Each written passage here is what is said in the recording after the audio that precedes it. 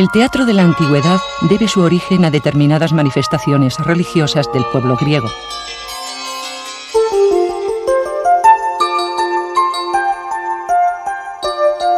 Se cree que la tragedia nació del ditirambo, himno dedicado a Dionisio o Baco, dios del vino. En el año 534 a.C., Pisístrato, gobernante ateniense, dispuso que en las fiestas dionisíacas se hicieran representaciones dramáticas compuestas de 3 tragedias y una pieza satírica escogidas a concurso entre las obras presentadas. La tragedia es una de las creaciones más brillante y más densa del pueblo griego, porque sus conflictos, a pesar de su origen legendario o de lo extraordinario de sus situaciones, arrancan de pasiones humanas, pasiones que se suscitan hoy día entre nosotros.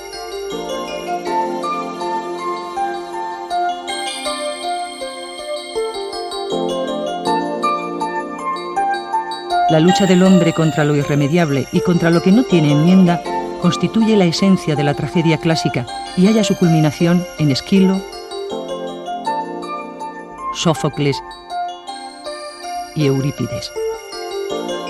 Personajes como Edipo, Electra, Antígona, Orestes, Medea, Agamenón o Clitemnestra fueron tratados por los 3 grandes trágicos, pero mientras que en Esquilo estos seres tienen mucho de mítico y lejano, en Sófocles lo que ocurrió hace siglos se ha atenuado tanto que se hace modelo de una conducta deseable o indeseable, pero perfectamente asimilable por los humanos.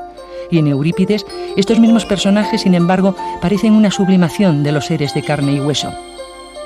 Según el propio Sófocles, él representaba a los hombres tal como deberían de ser, mientras que Eurípides los representaba tal y como eran.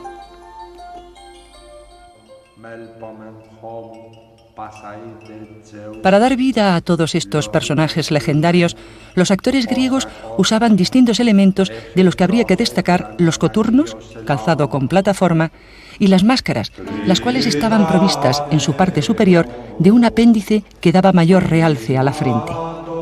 La interpretación, por tanto, tenía que apoyarse fundamentalmente en la voz y en la expresión corporal.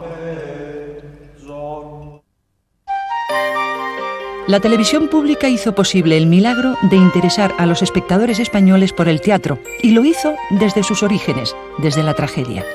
El espectador de nuestro país gozó con este tipo de representación, al igual que 2000 años antes lo hiciera el espectador ateniense con los mismos poetas dramáticos. En las 3 últimas décadas, Televisión Española grabó y emitió las tragedias más significativas de los 3 grandes poetas griegos.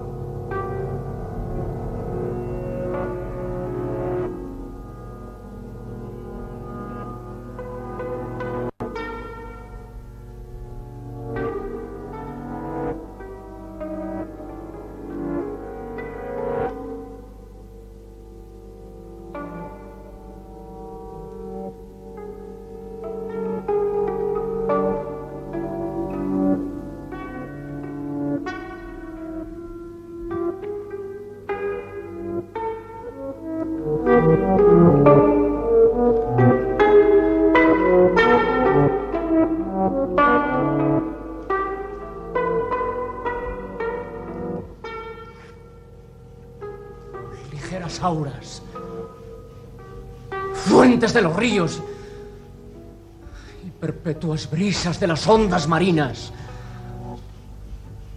Tierra madre común.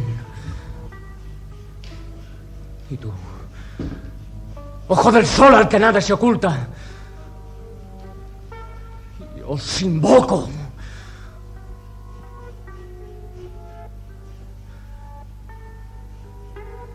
Como soy Dios, padezco por obra de los dioses. Contemplad cómo se me aflige y cómo estoy encadenado.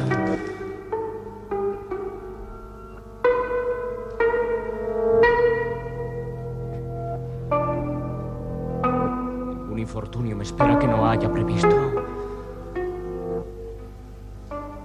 Grande es mi desventura, pues robé para los humanos la clara y furtiva chispa madre del fuego, maestro del espíritu. Con este suplicio pago mi delito.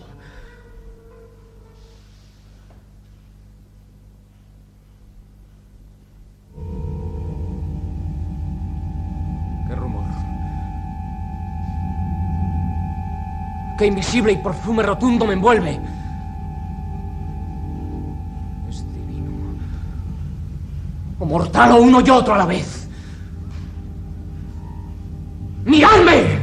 ¡Yo Dios! ¡Infeliz enemigo de Zeus! ¡Encadenado por mi amor a los mortales!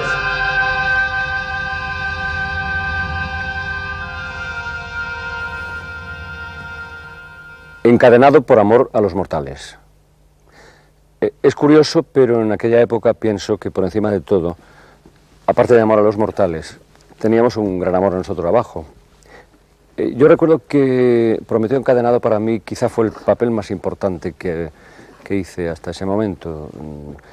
Yo pertenezco a esa generación, por llamarlo de una forma, que ha tenido en televisión su escuela de formación profesional.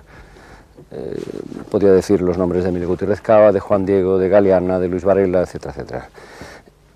Recuerdo aquella grabación como una especie de tour de force tremendo. Jaime Jaimes era un realizador bastante exigente, bastante atípico, y lo digo en el mejor sentido de la frase. Y tanto la puesta en escena como la obra en sí eran bastante distintas o bastante diferentes. Recordaba el otro día que cuando arrancamos el rodaje, yo empezaba como el mito lo describe, un hombre encadenado, atado en la gruta, castigado por Zeus. Y evidentemente no podía estar desnudo, era el año 69. Entonces me fabricaron una especie de taparrabos que Matías Montero, el diseñador de vestuario, me arregló sobre la marcha. Empezamos a grabar. Y una vez grabado el primer bloque, alguien, esos alguienes que había por televisión y que me temo que a veces sigue habiendo, bajó al plató y nos dijo, no se puede seguir, porque Jaime no puede seguir así. Entonces me pusieron un peto que a mí después me recordaba un poco a Tarzán de los monos. Quiero decir con esto que cuando vemos estos programas, a mí me llenan de ternura y de muchas más cosas, porque nos hemos dejado muchas cosas en televisión. Y eso se nota, afortunadamente. Y bueno, trabajábamos en unas condiciones que a veces no eran las idóneas, pero no cabe duda que al cabo de los años, ahora que han pasado 30 años casi, resulta que uno lo recuerda con añoranza. Incluso creo además que la consecuencia de que estemos hoy aquí es inevitablemente que hemos trabajado en esto, que nos gusta y que seguiremos en ello. Y con el permiso de ustedes voy a pasear por las ruinas.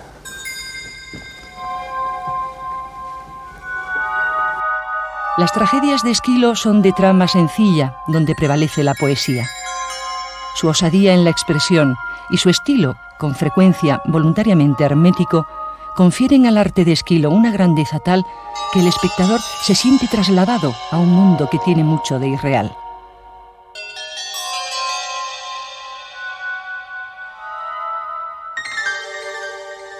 Actores y actrices como Jaime Blanch, Charo López, Francisco Valladares,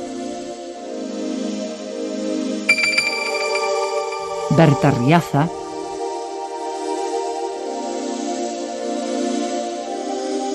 Arturo López,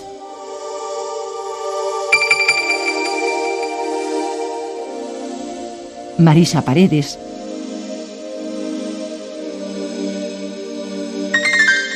Nicolás Dueñas,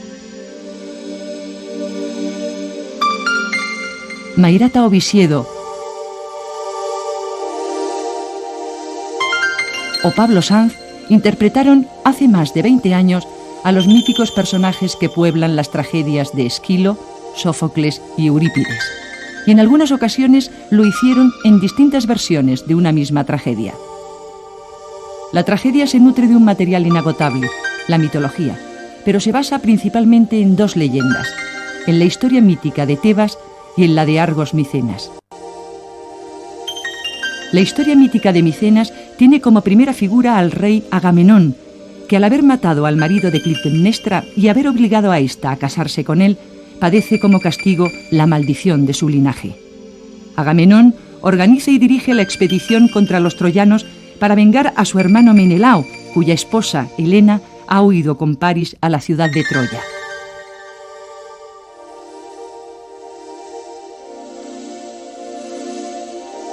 Acabada la guerra con la victoria de los griegos y recuperada Helena, Agamenón vuelve a Argos y trae como botín de guerra a Casandra, hija de Príamo y Hécuba, reyes de Troya.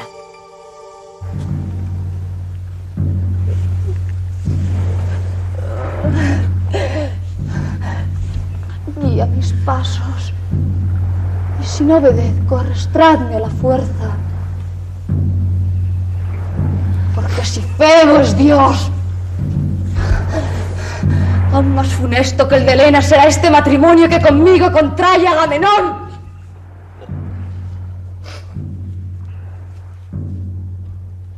Porque lo mataré, madre. Devastaré su casa. Me cobraré lo que me debe por matar a los míos.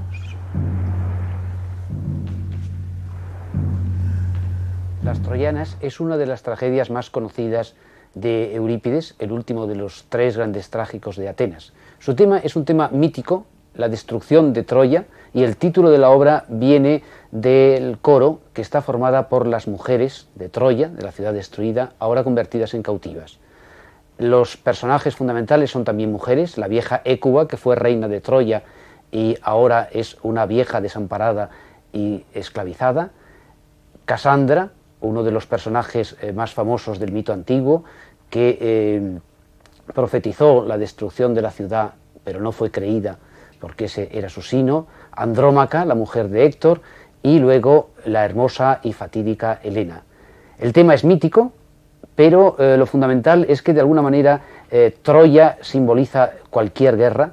El tema fundamental trata de los horrores de la guerra, los desastres de la guerra, a través de los destinos de estas mujeres que sufren, que no han combatido, pero que sufren tremendamente todas las desdichas de la misma. Enfrente de ellas están los vencedores, que aquí apenas se ven, son los griegos, Agamenón, Ulises, Menelao, etc. Son los vencedores, pero al mismo tiempo no llevan consigo el triunfo, sino la degradación. De alguna manera, las troyanas se ha repuesto muchas veces en el teatro europeo para expresar los horrores de la guerra. Últimamente en Madrid, dedicado el programa a las madres de Sarajevo, pero antes se repuso en otros lugares con motivo de la Primera Guerra Mundial, de la Segunda Guerra Mundial, de las guerras del Vietnam. De alguna manera es la tragedia de todas las guerras, que viene del mito, pero que se refleja en la historia. Oh, ligeras naves. Ay de mí. Ay de Hécuba sentada ante las tiendas de Agamenón. Como una vieja esclava me echaron del palacio y raparon vilmente mis cabellos.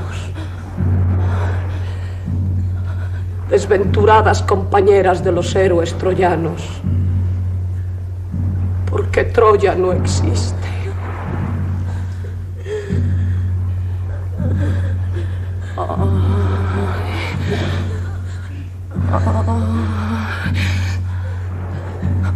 ¡Ay! ¡Ay! ¿A qué esos clamores, Hécuba? ¿A qué esos gritos? He oído las moradas tus lamentos y el terror me ha invadido el corazón. ¡Ay, hijas! ¡Ya se mueven los remos de las naves de Argos! Es que van a arrastrarme mísera en las naves lejos de mi patria. Infelices troyanas, venid y escucharéis vuestra desgracia.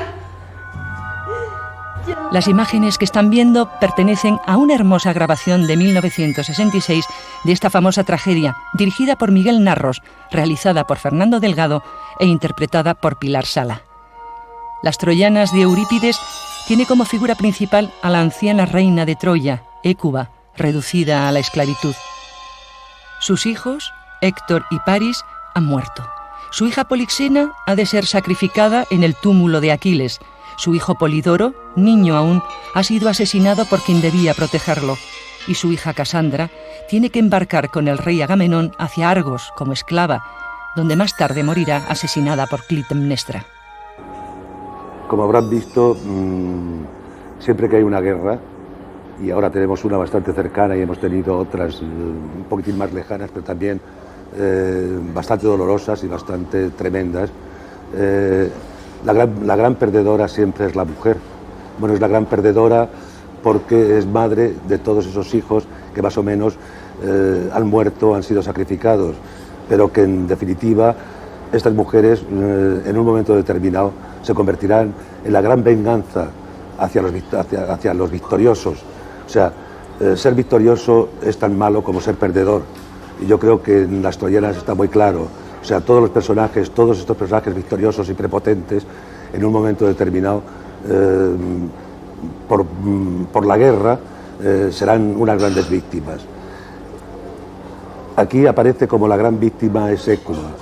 Hécuba como madre de todos estos hijos que han muerto o que han sido sacrificados en la guerra. Pero Hécuba, en cierta forma, desea la venganza a través de su estirpe, a través de su generación. El único personaje que queda vivo es Astyanax, que es sacrificado para destruir esta estirpe. Pero solamente ella sabe que Andrómaca podrá tener otros hijos y que el odio y la rabia será inculcado en esos hijos. Y entonces ahí estará la gran venganza de todas estas mujeres. El llanto de Hécuba, antes de convertirse en una perra obediente, o en la obra se suicida, o en la mitología el personaje de Hécuba se suicida, pero se convierte en una perra obediente hacia los vencedores. Es una forma de venganza, es una forma de revancha hacia su impotencia. Vivo en casa con los mismos asesinos de mi padre y ellos mandan en mí. Y de ellos depende el que yo tenga una cosa o sea privada de ella. Además, veo a Egisto en el trono de mi padre. Comenta Aristóteles en su Poética que al principio las tragedias tenían muy diversos temas, pero finalmente se habían centrado sobre algunas grandes familias con catástrofes trágicas. De esas dos grandes familias, dos son las fundamentales. Una es la familia de los Atridas de Micenas y otra la de los Labdácidas de Tebas. La familia de los Atridas es una familia que da lugar a una serie importante de tragedias que tratan de crímenes familiares.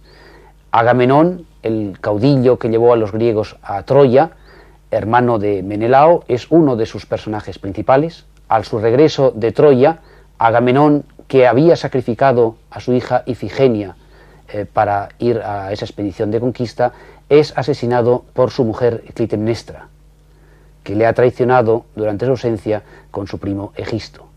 Queda la muerte por vengar y la van a vengar luego sus dos hijos, Electra y Orestes. Electra es la hija que ha quedado en casa, que sufre en el silencio durante muchos años y que aguarda la venganza. Orestes está lejos, regresa y junto con su hermana matan a Clitemnestra y a Egisto.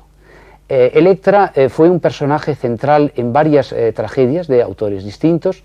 Aparece ya en las Coéforas de Esquilo y aparece en las dos tragedias que llevan su nombre, una Electra de Sófocles y otra Electra de Eurípides. Es un estudio magistral de esta figura de mujer aislada, rencorosa, solitaria, enfrentada a su madre y enfrentada a los tremendos destinos de la familia. De alguna manera, una cosa impresionante en el mundo griego es que mientras que la mujer en la vida corriente estaba sometida al silencio, en cambio en la tragedia hay estas grandes figuras de mujer, como es Clitemnestra, como es Electra, como será Antígona, como será Casandra. En fin, Electra es desde luego un personaje inolvidable. Las más hermosas tragedias basadas en la familia de los Atrídas fueron grabadas por Televisión Española a finales de los 60. Federico Ruiz realizó para Televisión Española la Electra del grupo de teatro independiente TEI, montaje que ya se había estrenado en salas alternativas a los circuitos comerciales. Pero pudiendo llamarte hija del mejor padre que ha habido. Y que está muerto. Prefieres que te llamen hija de la madre. Así pondrás más en evidencia tu perversidad, traicionando a tu padre y a tus amigos. Haz caso a tu hermana. Yo ya estoy acostumbrada a tus reproches, Electra. La tragedia Electra, la clásica Electra, nos habla de la venganza y de la justicia. Venganza de Electra por la muerte de su padre Agamenón a manos de su esposa Clitemnestra y del amante de esta. Una vez cometido el crimen, la casa paterna debe purificarse. La sangre derramada clama venganza y Electra tiene que hacer justicia y promete que a eso va a dedicar toda su existencia. En un acto de amor al padre, jura y perjura a quien quiera escucharla que no parará hasta que los culpables, los asesinos, paguen su crimen. Ella pide ayuda desesperadamente a los dioses para que aquellos que son culpables de haberle arrebatado a su padre tan querido tengan el castigo que merecen. Tan grande como el amor al padre es el odio que Electra siente hacia su madre y no quiere escucharla a pesar de los razonamientos que ésta le da contra Agamenón, a quien acusa de ser el causante de la muerte de su hermana mayor Ifigenia. Lo único que impide a Electra llevar a cabo por su propia mano el acto, según dice ella, es que esas cosas deben ser hechas por hombres, por varones y no por mujeres, y porque además tiene su esperanza depositada en que su hermano Orestes, a quien ella arrebató a su madre, de los brazos de su madre y envió al extranjero, cuando vuelva su hermano al palacio del padre, se hará cargo de la situación.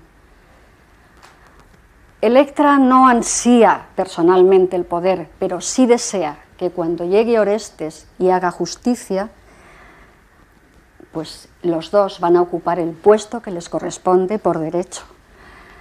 Todo esto nos da un personaje, Electra, torturado, arrebatado por la pasión y desde luego pues paranoico en su deseo de venganza. La tragedia acaba con la muerte de Clitemnestra y Egisto a manos de Orestes y por tanto el oráculo se ha cumplido. Dios de la maldición y la venganza, enviadme a mi hermano, pues sola no tengo ya fuerzas para sobrellevar el peso de mi desgracia. Vámonos de aquí, Electra. Más lejos tiene que haber otra Electra y otro Orestes. Tenemos que encontrarlos.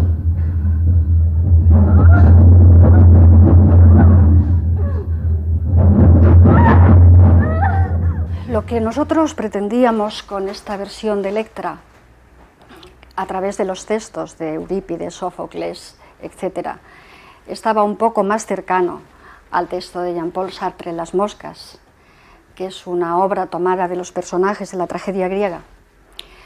Estábamos entonces a finales de los 60 y la obra de Sartre pues, no estaba aprobada por la censura. Había dos puntos importantes en Las moscas que nosotros queríamos trasladar a nuestra Electra. La toma de conciencia la responsabilidad aceptada por parte de Orestes al matar a su madre y a Egisto, y la no aceptación en absoluto del asesinato final por parte de Electra, que se desvincula del hecho totalmente porque no es capaz de asumirlo. Por todo esto se puede decir que este personaje Electra es inmaduro, que no es dueño de sus actos ni se responsabiliza de ellos, que no es capaz de valorar su propia fuerza y falla y se adentra en la locura. Así como en la obra de Eurípides, Electra ayuda a su hermano Orestes a matar a la madre, en nuestra representación Electra es incapaz de llevar a cabo este hecho. No puede y cae desvanecida en el momento en que quiere quitar la vida a su madre. No puede hacerlo. Hay otra cuestión importante y que es el eje del argumento de la obra de Sartre, y es el rito o ceremonia de los muertos. Nosotros queríamos resaltar el terror al que los gobernantes tenían sometido a los ciudadanos a través de la confesión pública de sus culpas, de sus pecados, y era una forma muy inteligente de desviar la atención de sus propios crímenes, es decir, una forma como otra cualquiera de manipulación. Y a este respecto el coro que actuaba como contemporizador de los hechos, pues tomaba una importancia, un carácter individual ante ese final que se planteaba, en el que podían elegir si querían su propio destino, es decir, podían evadirse de la tela de araña o quedarse dentro. Y en definitiva, lo que se argumentaba es que había una opción personal que no solo era válida, sino recomendable. Y eso es lo que decíamos. Del mismo año de la grabación de la Electra de Sófocles, 1969, conservamos en nuestra biblioteca Orestes, tragedia de Eurípides, que transcurre 6 meses después de esos trágicos acontecimientos en la que vemos a un Orestes enloquecido por el arrepentimiento y por las erinias. Cuando su tío Menelao le pregunta: ¿qué enfermedad te destruye?, el joven Orestes contesta: la conciencia, porque sé que he cometido actos terribles. Una hermosísima Charo López da vida al personaje de Electra y Nicolás Dueñas encarna al atormentado matricida. Con él podré ahuyentar esas divinidades vengativas. No pueden los dioses ser heridos por una mano mortal. ¿No oís? ¿No veis las flechas que vuelan del arco? Subid con vuestras alas a lo alto del cielo y acusad a los oráculos de Febo.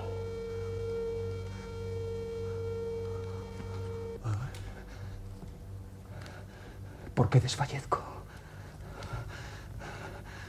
¿De dónde nace este jadeo que me atormenta?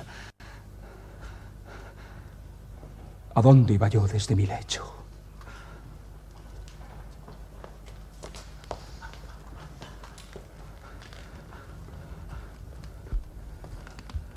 Hermana, ¿por qué lloras cubriendo tu cara?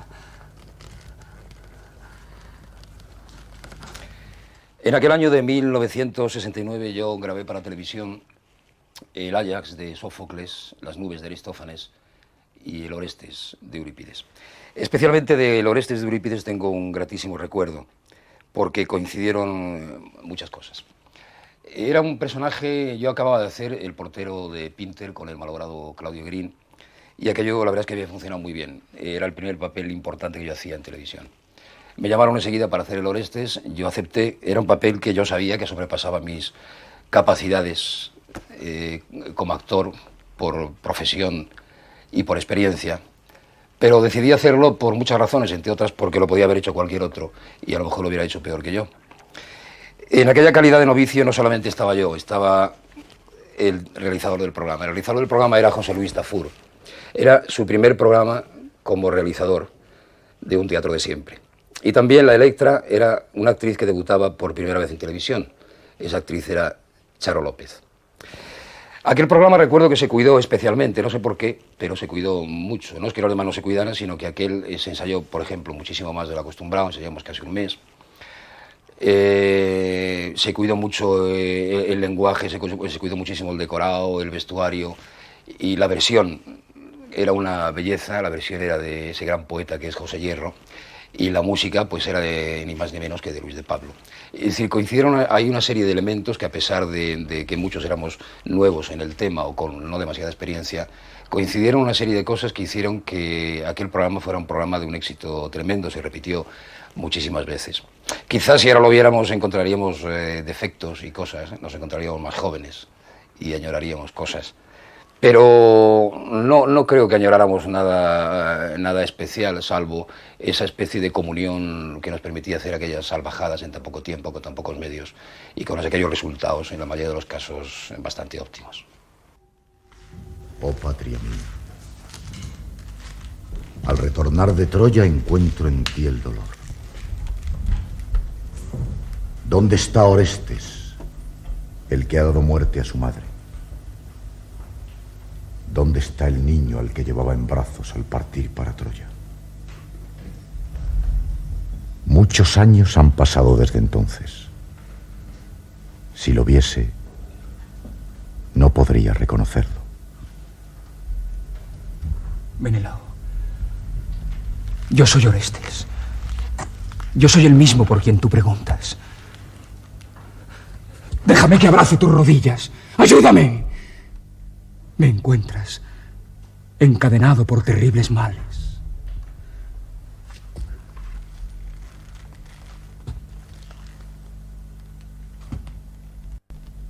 Dioses, ¿qué es esto? Es un espectro el que habla. Son mis acciones las que me atormentan.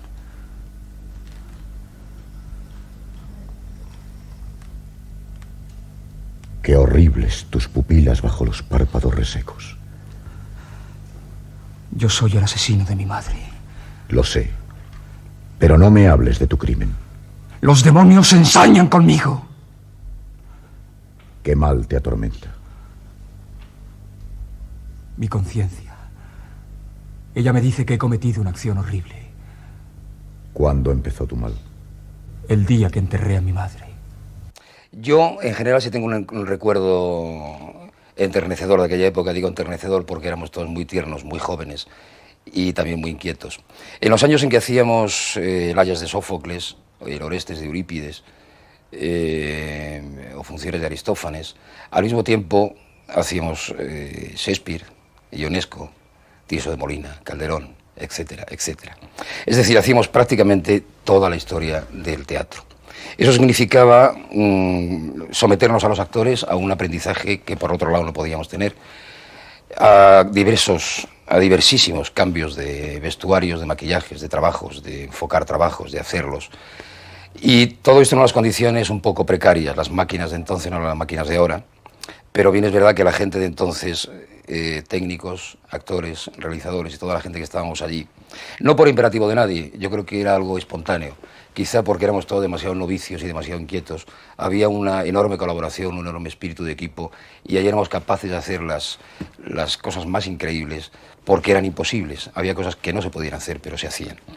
Eso nos permitió a una serie de gente pues encauzar nuestros trabajos, o nuestras carreras, o nuestras profesiones de una manera mucho más sólida. Ahí aprendimos muchísimas cosas. Ahí tuvimos maestros excepcionales, los actores estamos continuamente trabajando, era un ejercicio constante y eso creo que es muy bueno para cualquier actor.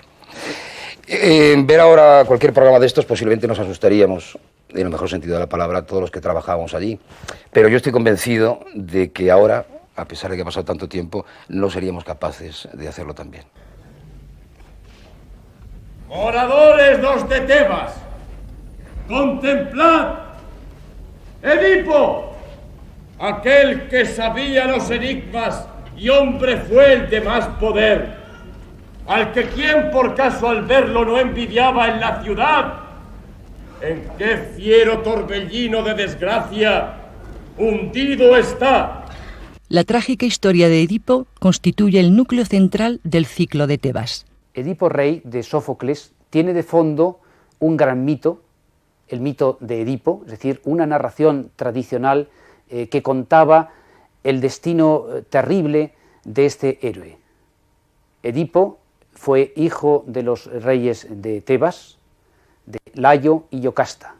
La historia mítica habla de su terrible destino. En principio, Layo había ido a consultar al oráculo de Delfos, al famoso oráculo de Apolo, quien le respondió: no tengas hijos, pues si tienes uno, éste te matará y se casará con su madre. Sin embargo, Layo y Yocasta tuvieron un niño que decidieron abandonar para que fuera devorado por las fieras en el bosque cercano a la ciudad. Allí lo recogió un pastor y lo llevó a Corinto, donde los reyes, que no tenían descendencia, lo adoptaron. Pasaron los años y este niño, llamado Edipo, el del pie hinchado porque había sido abandonado con un talón traspasado por una fíbula de hierro, creció y fue a consultar al oráculo de Delfos. El oráculo le dijo: tú matarás a tu padre y te casarás con tu madre. Horrorizado, Edipo decide no volver a Corinto, sino marchar en otra dirección. En la encrucijada, en los montes cercanos a Delfos, se encuentra con una carroza donde va un noble de carácter violento que lucha con Edipo y Edipo le mata. Es Layo, su padre. Sigue Edipo camino hacia Tebas, que entonces está asediada por un monstruo, la Esfinge, que devora a los jóvenes de la ciudad y que plantea una pregunta, un enigma al caminante. Edipo resuelve el enigma, desaparece la Esfinge y entra como triunfador en la ciudad. Allí le ofrecen la mano de la reina viuda, Yocasta, y Edipo se casa con ella. Pasan los años, Edipo y Yocasta tienen varios hijos, 2 hijas y 2 hijos, y al cabo de cierto tiempo Edipo descubre quién es, descubre todo ese pasado siniestro y oculto y se horroriza al conocer su propia identidad. Esta es, en líneas muy sencillas, la historia mítica. De aquí ha sacado Sófocles su tragedia. La estructura de la obra es magnífica. Empieza cuando Edipo, el gran rey, el rey sabio, se interroga sobre su pasado y va descubriendo poco a poco todos los episodios de la siniestra trama. Como Aristóteles en su Poética señaló, esta es la tragedia perfecta. En ella se cumplen los detalles que él creía fundamentales, el reconocimiento de un error, y el personaje es a la vez el criminal y un hombre justo.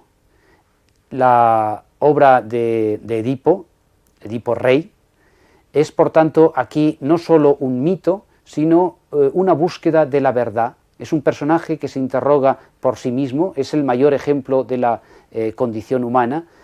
Es un protagonista de una historia, casi una historia policíaca, donde él tiene los papeles fundamentales, es el detective, el que busca, es a su vez el criminal y va a ser también el juez y el verdugo, puesto que al descubrir quién es y todo lo que ha hecho sin saberlo, se arranca los ojos y ciego abandona como un mendigo en la ciudad donde había sido rey, acompañado por su hija Antígona. Me es sabida y bien sabida el ansia en que acudisteis, pues bien sé que estáis enfermos todos, y aun enfermos no hay ninguno de vosotros que esté enfermo al modo que lo estoy, pues de vosotros el dolor le llega a uno, a cada uno solo y no otro alguno, pero mi alma gime por el pueblo y a la par por ti y por mí. Se podría decir que Edipo es la figura más importante de toda la tragedia griega. Parricidio e incesto. Edipo mata a su padre y se casa con su madre, ignorando el vínculo que le ligaba a ambos.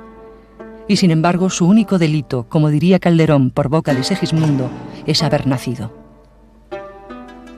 En 1983, la compañía de José Luis Gómez representó el mito de Edipo Rey en el Teatro Romano de Mérida, bajo la dirección de Stavros Dufeixis y versión de Agustín García Calvo.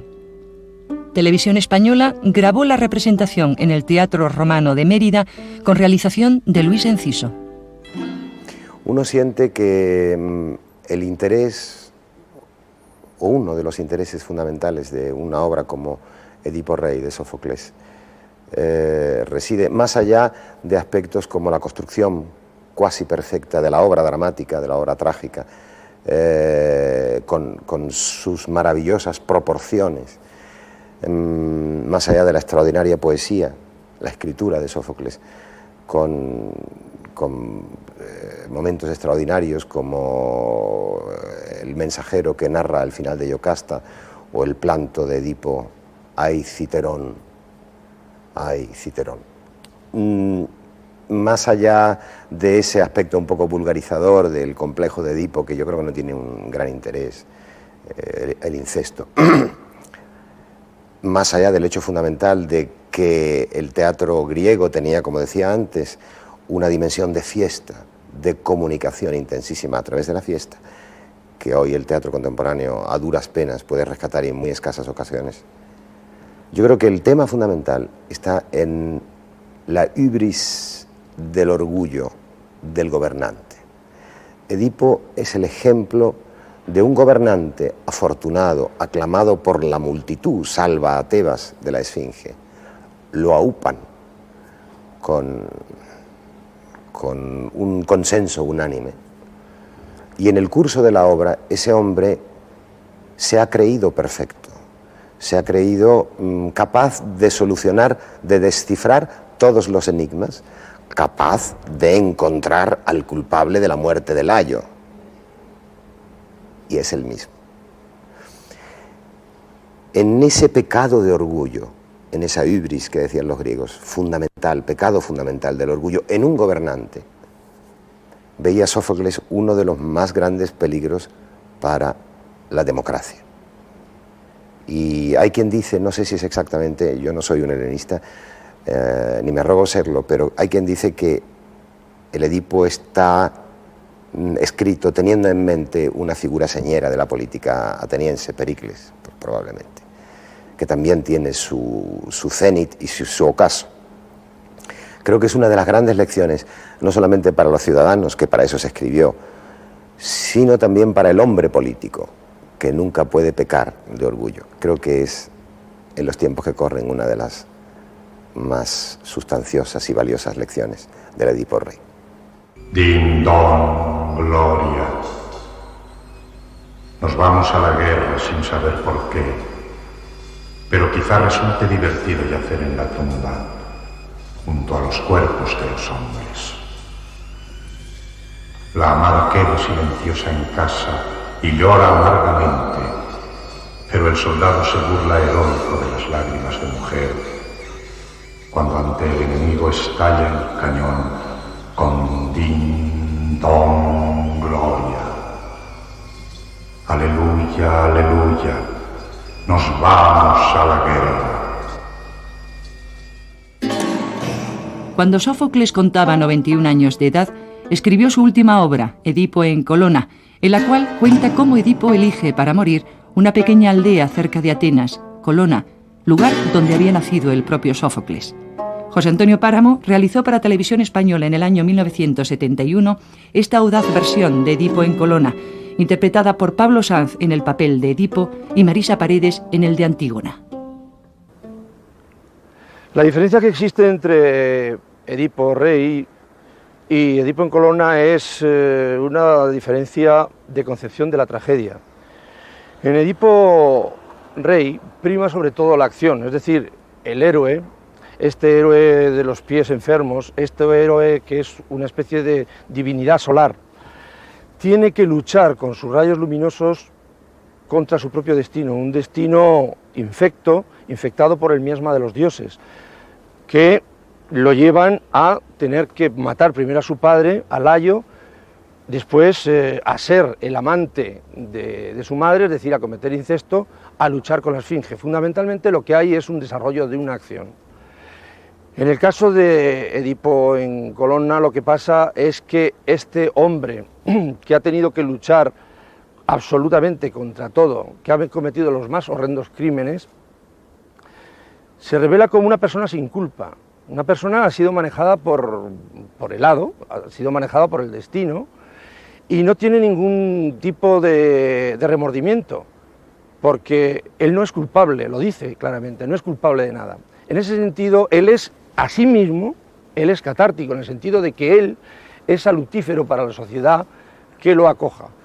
Habrán ustedes oído o escucharán en el texto cómo dice Edipo: la tierra que me acoja, la tierra que me acoja se beneficiará de tener mis restos, porque yo me he bañado en el crimen, me he bañado en el pecado, me he bañado sin saber que yo he cometido nada de eso, porque yo no he tenido conciencia de hacerlo, he sido manejado por los dioses. De alguna manera es la primera rebelión que existe en el mundo griego contra el poder de los dioses. Por primera vez, digamos que en Edipo en Colono, lo que sucede es que un personaje se rebela contra los dioses, o los dioses, porque al fin y al cabo está en este paraje de las Euménides, los que todos lo ven, en este paraje arbolado, lo que hace es que dice: yo me quedo con vosotros y os protejo. Naturalmente quiero decirles que esto no solamente era una argucia teatral, una argucia de serenidad, era una argucia de lo que llamaríamos hoy chaqueterismo, o, en fin, quiero decir, Sófocles era admirado en la sociedad griega, ateniense fundamentalmente. Atenas estaba en esos momentos en guerra, y él escribió esta obra para decir: si yo, que tengo 90 años, muero en Atenas, Atenas se verá libre de la guerra. Naturalmente fue al contrario, Atenas perdió esa guerra. Por eso yo en mi obra lo que he hecho es que Edipo no descansa en Atenas, Edipo sigue absolutamente andando para siempre, jamás, porque los males que él pretendía curar no los puede curar la humanidad, porque la humanidad no es como él, es decir, la humanidad sí es culpable y sabe perfectamente lo que hace. ¿Quién te figuras que es el más injuriado con ese lenguaje? ¿Yo el viejo o tú mismo? Homicidios, maridajes, desventuras, vas echando por esa boca. Cosas todas ellas que yo, desgraciado, solo a mi pesar hube de sufrir. Porque dime, si a mi padre le enviaron los dioses un oráculo de que había de morir a manos de sus propios hijos, ¿con qué justicia podrías culparme a mí si aún no había recibido yo la vida de mis padres, si aún no existía yo? Y si nacido para mi desdicha como al fin nací, sin saber lo que hacía ni contra quién lo hacía, vine a las manos con mi padre y le quité la vida, ¿qué culpa puedes encontrar razonablemente de un hecho involuntario? Y siendo mi madre hermana tuya, ¿tienes la vilantez o malvado de mencionarme ese casamiento con mi propia madre?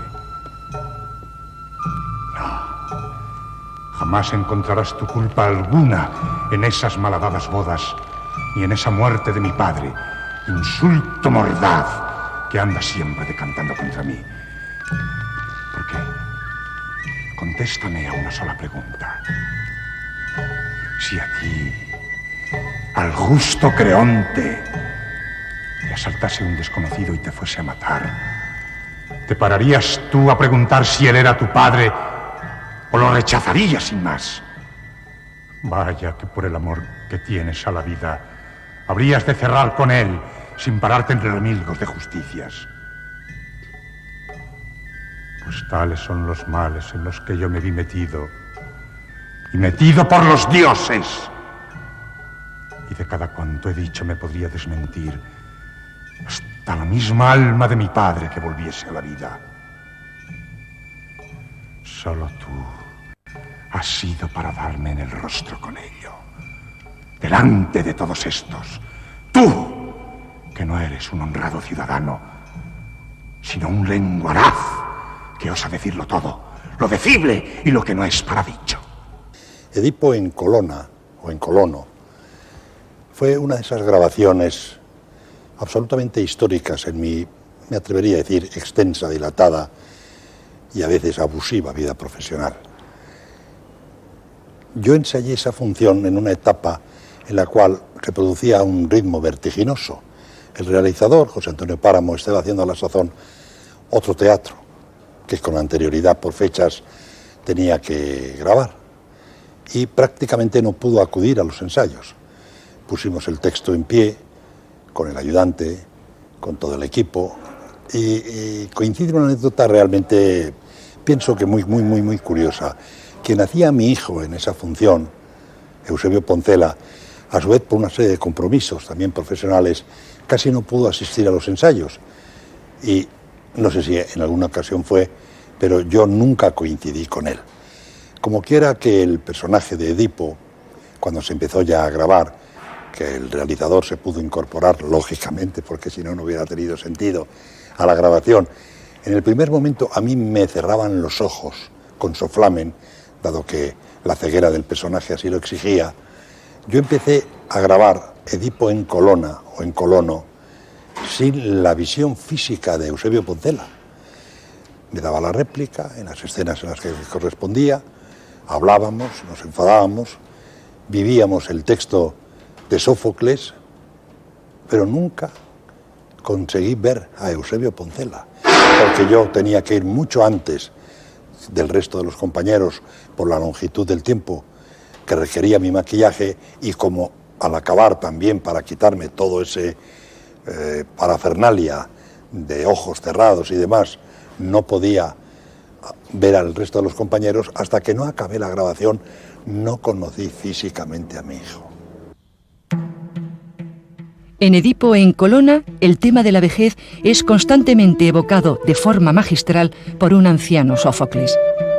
Cuenta Cicerón que cuando Sófocles había terminado de escribir su Edipo en Colona, sus hijos le llevaron a juicio por considerar que administraba mal la hacienda familiar debido a su avanzada edad.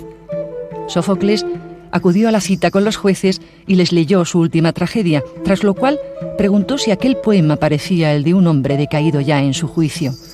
Y naturalmente, por sentencia de los jueces, fue absuelto de la demanda.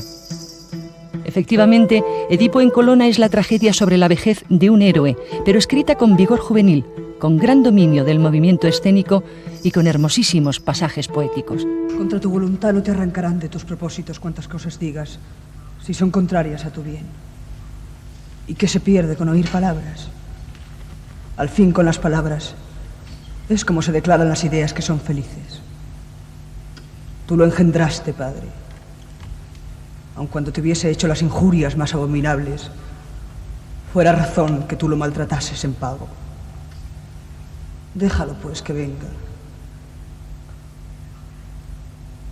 Razón es que quien pide lo que es justo no tenga que hacerse importuno.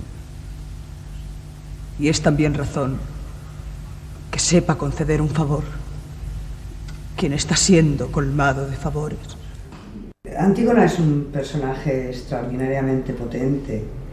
Representa, creo yo, en la tragedia clásica, uno de esos personajes indispensables para entender la condición femenina, ¿no? Es, por lo tanto, en el destino de Antígona, en el cambio potente que Antígona representa como personaje dentro de la tragedia, lo que significa su toma de conciencia de ser ella misma una vez que su padre ha muerto, ¿no? Y ahí vendría un poco la necesidad de matar al padre, que luego se ha tenido tanto de lo que tanto se ha hablado, ¿no? A lo largo de ello en el mundo moderno, ¿no? A partir de Freud, etcétera, etcétera.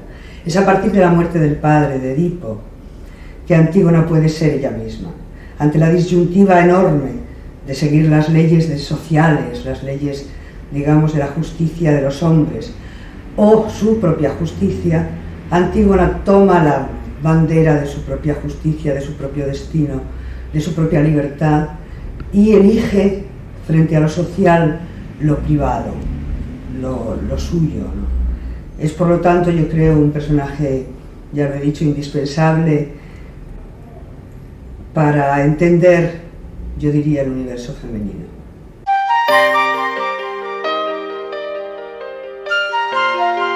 Es muy sintomático cómo a lo largo de toda la historia de la literatura los grandes temas de la tragedia griega se revitalizan en nuevas versiones, fieles a su trama y a su conflicto moral, versiones literarias, teatrales y hasta versiones cinematográficas. Y como el espectador de hoy no es siempre conocedor de los mitos y leyendas en las que se sitúan las tramas de las tragedias, Canal Clásico emitirá 2 obras basadas en la familia de los Atrídas y otras 2 pertenecientes a la de los Labdácidas. Las Troyanas y Electra como exponentes del ciclo de Micenas, y Edipo Rey y Edipo en Colona como exponentes del ciclo de Tebas.